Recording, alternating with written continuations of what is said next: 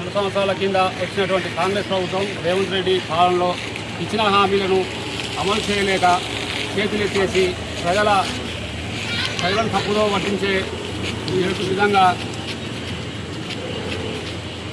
కేసీఆర్, కేటీఆర్, హరీష్ రావు ఈ ముగ్గురిని విచారణల పేరుతో గత 2 సంవత్సరాలుగా తిప్పుతూనే ఉన్నారు. కానీ ఇంతవరకు ఒక కులిక్ అయితే వస్తలేదు. ఇందులో ఫసలేని కేసులు పట్టుకొని కావాలని ప్రజల దృష్టి మళ్లిస్తానికి వీళ్ళు ఇచ్చిన 420 హామీలు 6 గ్యారెంటీలలో ఒకటి కూడా పనిచేస్తలేదు. ఒక ఉచిత బస్సు ప్రయాణం తప్ప ఇదో ఏమీ లేదు. రైతు భరోసా ఈసారి యాసంగి పంటకు రానేలేదు. రైతు రుణమాఫీ చేయలేదు.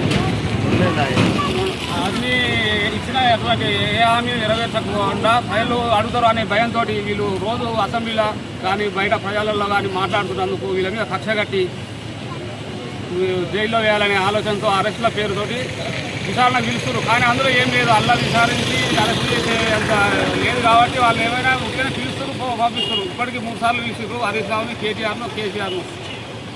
ఇకనైనా కళ్ళు తెరిచి ప్రజల కోసం పనిచేసి ఇచ్చిన హామీలు నెరవేర్స్తే బాగుంటుంది. జై తెలంగాణ. జై తెలంగాణ. మన వీరులకు జోహార్లు. మన వీరులకు జోహార్లు. జై తెలంగాణ. ఈరోజు టీఆర్ఎస్ పార్టీ రాష్ట్ర నాయకత్వం ఇచ్చిన పిలుపు మేరకు రాష్ట్ర వ్యాప్తంగా అన్ని గ్రామాలలో పల్లెల్లో టీఆర్ఎస్ పార్టీ అభిమానులు, కార్యకర్తలు పెద్ద ఎత్తున నిరసన కార్యక్రమం తెలియజేయటకు సన్నాహితమై అన్ని గ్రామాలలో ఈ కార్యక్రమం చేపడుతున్నారు. ఇది చాలా సంతోషమైన విషయం. అలాగే ఎలాంటి తప్పు లేకున్నప్పటికీ, చట్టపరమైనటువంటి ఎలాంటి ఆధారం లేనప్పటికీ డైవర్ట్ పాలిటిక్స్ తెలంగాణలో చేయడం జరుగుతుంది. వాస్తవాన్ని ఎక్కడ ప్రతిపక్షం ప్రశ్నిస్తుందనే ఉద్దేశంతో ఆ వాస్తవాన్ని కల్పించుకోవడానికి వాళ్ళు ఇచ్చిన హామీని నెరవేర్చలేక, ప్రజల ముందుకు రాలేక, ప్రజలకు నిజమైన జవాబు చెప్పలేక, మరి లేనిపోని అన్యాయమైన తప్పుడు కేసులని తయారు చేసి ఈ టైంపాస్ రాజకీయాలు చేస్తూ ప్రజలకు ఇచ్చిన హామీలను ఎగ్గొడుతూ ఒక్క ఫ్రీ బస్సు అనేది తప్ప మరి సూపర్ 6లో ఎలాంటి హామీలు నెరవేర్చకపోవడం, అలాగే కేవలం రాజకీయ లబ్ధి కోసం ఎన్నికలప్పుడు మాత్రమే ఎన్నికల హామీలు గుర్తిస్తూ ప్రజలని మోసం చేస్తూ వారి రాజకీయ పబ్బాన్ని గడుపుకుంటున్నారు. వాస్తవానికి ఎలాంటి తప్పు కేసీఆర్ కానీ, కేటీఆర్ కానీ, హరీష్ రావు కానీ చేయలేకున్నప్పటికీ రాజకీయంగా ఎదుర్కోలేక ప్రజల్లో ఉన్నటువంటి వారికి ఉన్న అభిమాన ధనం, వాళ్ళకున్న అభిమానాన్ని, వాళ్ళకున్న ఫాలోయింగ్ని తట్టుకోలేక ఎలాగైనా వీరిని అణగదొక్కాలనే ఉద్దేశంతో ప్రజా సమస్యల పరిష్కారాన్ని పక్కన పెట్టి ప్రజానాయకులని ఇబ్బంది పెట్టి ఆ ప్రజానాయకులు నమ్ముకునే క్యాడర్ని, ఆ లీడర్ని ఇబ్బంది పెట్టడం ద్వారా క్యాడర్ని దూరం చేయడం ద్వారా రాజకీయ లబ్ధి పొందాలని కాంగ్రెస్ పార్టీ నాయకత్వం ఎల్లవేళలా కృషి చేస్తుంది. కానీ ఇదే ధ్యాస, ఈ కృషి, ఈ పట్టుదల ప్రజలకు ఇచ్చిన హామీల పైన నెరవేర్చే విషయంలో ఉంటే ఇలా ప్రజలు చాలా సంతోషంగా ఉండేవారు. మీకు ప్రజలు అవకాశం ఇచ్చిర్రు, సరే మీరు ఎట్లా గెలిచిన అనేది పక్కన పెడితే గెలిపే మేము కూడా ఒప్పుకుంటున్నాం. కానీ ఈ గెలుపుని మీరు సద్వినియోగం చేసుకుంటే దుర్వినియోగం చేసుకుంటారు. ఇవాళ మీరు గెలిచిన గెలుపుని ప్రజలకు నిజంగా అందుబాటులో ఉండి ప్రజల కోసం మీరు పనిచేస్తే మళ్ళీ మిమ్మల్ని గెలిపిస్తారు కదా.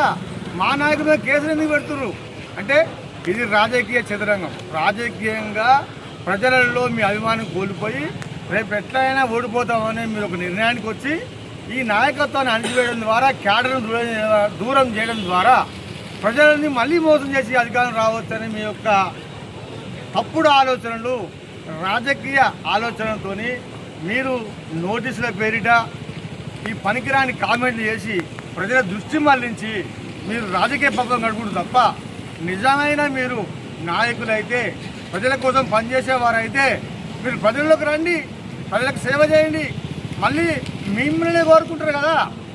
మరి ఇవాళ కేసీఆర్ గారి నాయకత్వంలో తెలంగాణ రాష్ట్ర వ్యాప్తంగా లక్షలాది మంది కార్యకర్తలు ఉన్నారు, ఇవాళ సైనికులు ఉన్నారు. ఏదో ఇవాళ జెండాలు పట్టుకొని ఈ పదవుల కోసమో, పైసల కోసమో, కాంట్రాక్ట్ల కోసమో వీళ్ళు వచ్చి పనిచేసే వాళ్ళు ఇవాళ టీఆర్ఎస్ పార్టీలో లేరు. వీళ్ళు తెలంగాణ రకం నుంచి ఎంతోమంది ప్రాణాలు అర్పించి తెలంగాణ కోసం పోరాడి తెలంగాణ తెచ్చుకున్నారు. ఇప్పుడు కేసీఆర్ అనేవాడు తెలంగాణ పార్టీ అధినేత, ఇక సొంత వీళ్ళు తెలంగాణ సొంత వీళ్ళు. మీరు కిరాయికున్నారు, మీరు ఇలా వాడుకుంటారు, రేపు పోతారు. కానీ సొంత వీళ్ళు ఎట్లుంటాడు, ఈ ఇంటి కోసం పాటుపడతారు, ఎన్ని బాధలైనా ఎన్ని ఇబ్బంది అయినా పాటుపడతారు. అలాంటి ఆయన ఇలా ఈ తెలంగాణకు రాష్ట్రానికి ఓనర్ ఎవరంటే కేసీఆర్ గారు. మీరు రాజకీయ పబ్బం కట్టుకొని 5 ఏళ్ళు ఉంటారు, మళ్ళీ పోతారు, మళ్ళీ వస్తారు. మీరు రాజకీయంగా మీరు కేవలం ప్రజలని పార్టీని ఉపయోగించుకొని గద్దెలను ఎక్కి ప్రజలను మోసం చేసి డైవర్ట్ పాలిటిషియన్ చేస్తారు తప్ప నిజమైన పాలిటిక్స్ చేస్తే ప్రజలకు అందుబాటులో ఉంటారు. ప్రజలు మీ వెంటే ఉంటారు. ప్రజలు మీ వెంటే ఎందుకు ఉండలేరు? మీరు ఇచ్చిన హామీలు ఎప్పుడో దొంగలో దక్కిరు. ఇంతవరకు రైతులకు రైతు భరోసా లేదు, రుణమాఫీ లేదు, యాసంగి లేదు, ఏది లేదు. కేవలం డైలాగులు, మెయిన్ పేపర్లో హెడ్లైన్స్.